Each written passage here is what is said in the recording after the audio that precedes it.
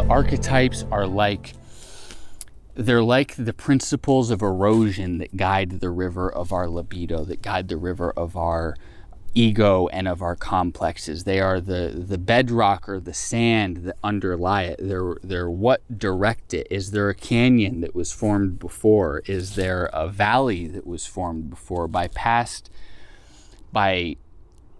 transits of libido? Because ultimately we are a part of a human legacy, and not only a human legacy, but a mammalian legacy and a biological legacy, a primate legacy.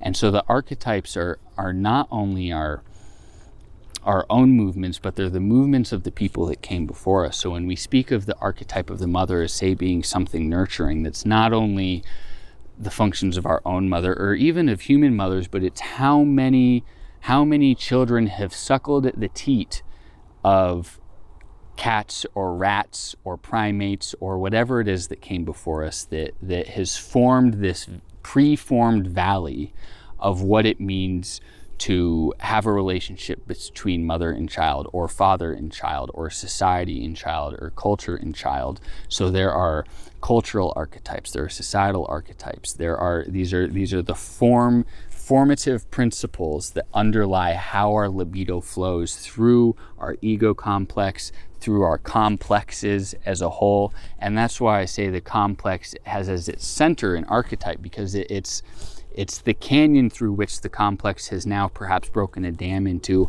or in our modern time of unprecedented industrialism and information age and consumerism, we may be forming new archetypes, we may be forming new canyons.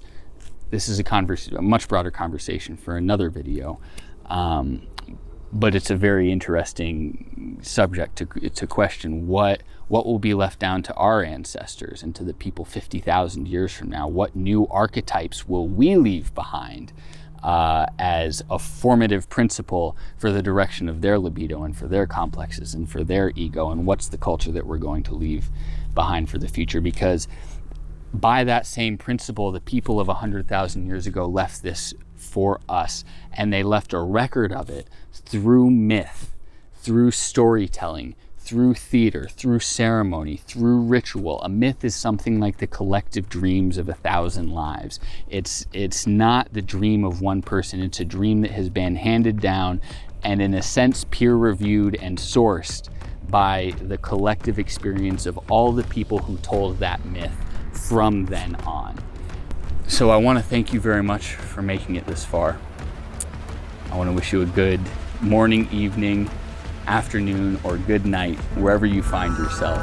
Thank you for watching. This has been The Art of Remembering.